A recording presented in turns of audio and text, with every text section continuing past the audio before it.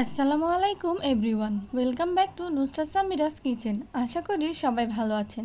আজকে আমি আপনাদের সাথে শেয়ার করব খুবই মজাদার ডোনাট রেসিপি। আর এই ডোনাটটা ছোট থেকে বড় আমরা সকলেই খুব পছন্দ করি। খেতে যেমন মজাদার তেমনই তৈরি করতেও অনেক সহজ। আর এই ডোনাটটা একবার তৈরি করে 3 থেকে 4 দিন পর্যন্ত সংরক্ষণ করে রাখতে পারবেন। বাচ্চাদের টিফিন বা বিকেলের স্ন্যাক্স আইটেম হিসেবে এই ডোনাটটা খেতে পারেন। তাহলে চলুন ভিডিওটা শুরু করা যাক। একটি বোলে নিয়ে নিলাম 1 কাপ পরিমাণ লিকুইড দুধ। আর দুধটা অবশ্যই কুসুম গরম হতে হবে। এই রকম আঙুল দিলে গরম সহ্য করা যায় এই টাইপের হতে হবে। আপনারা চাইলে হাফ কাপ দুধ ও হাফ কাপ পানি মিশিয়েও করতে পারেন বা পুরো 1 কাপ পানি দিয়েও করতে পারেন। তবে লিকুইড দুধটা দিয়ে ডোনাট বানালে ডোনাটের টেস্টটা অনেক ভালো আসে। এবার দিয়ে দেব 1 টেবিল চামচ ইস্ট, 4 টেবিল চামচ চিনি আর হাফ চা চামচ লবণ। এবার সবগুলো উপকরণ একটু নেড়েচেড়ে মিশিয়ে নেব। এখন ঢাকনা দিয়ে ঢেকে রেখে দেব এক সাইডে 10 থেকে 15 মিনিটের জন্য। এর মধ্যে ইস্টটা অ্যাক্টিভ হয়ে যাবে। ফিরে আসলাম 15 মিনিট পর। দেখেই বুঝতে পারছেন ইস্টটা অ্যাক্টিভ হয়ে গেছে। এখন এইখানে দিয়ে দেব একটা ডিম। আর ডিমটা অবশ্যই নর্মাল তাপমাত্রায় থাকতে হবে।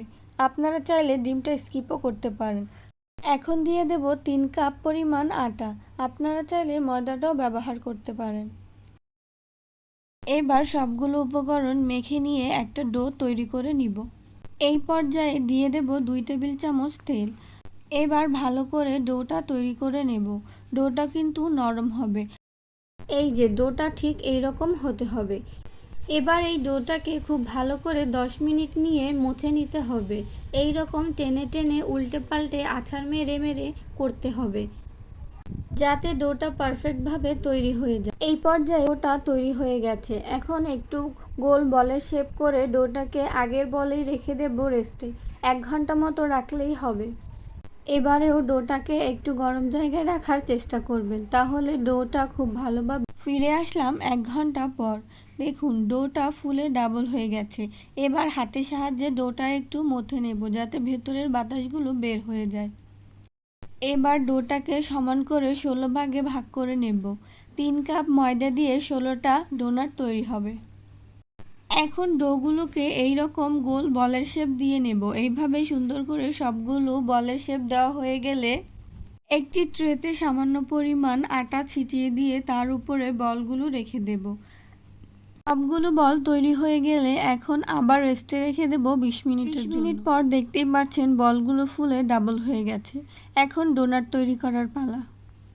তার জন্য একটা বল হাতের মাঝে নিয়ে বলের ঠিক মাঝ বরাবর আঙুল দিয়ে এইরকম ছিদ্র করে দেব। তারপর 2 হাতের সাহায্যে এইভাবে ঘুরিয়ে ঘুরিয়ে ডোনাটের শেপ দিয়ে নেব। আপনাদের বোঝার সুবিধার্থে আমি আরও একটি তৈরি করে দেখাচ্ছি। একটা বল হাতের মাঝে নিয়ে বলের ঠিক মাঝ বরাবর আঙুল দিয়ে এইরকম ছিদ্র করে দেব। তারপর 2 হাতের সাহায্যে এইভাবে ঘুরিয়ে ঘুরিয়ে ডোনাটের শেপ দিয়ে নেব।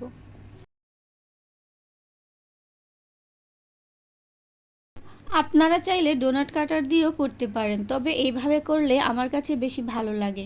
এমনিভাবে সবগুলো ডোনাট তৈরি করে নেব। এবার চুলার মিডিয়াম আঁচে তেল হালকা গরম করে এর মধ্যে এক এক করে ডোনাটগুলো দিয়ে দেব। আর ডোনাটগুলো বাদামি কালার করে ভেজে নেব। অবশ্যই চুলার আঁচটা মিডিয়াম টু লোতে রাখতে হবে। দেখুন ডোনাটগুলো কত সুন্দরভাবে ফুলে গেছে এবং উপরেও ভেসে উঠেছে। এখন ডোনাটগুলোকে উল্টে দেব। এভাবেই উল্টে পাল্টে সবগুলো ডোনাট ভেজে নেব। আমার সবগুলো ডোনাট ভাজা হয়ে গেছে। দেখুন ডোনাটগুলো কত সুন্দর গোল গোল করে ফুলে আছে। আর কালারটাও কত সুন্দর এসেছে।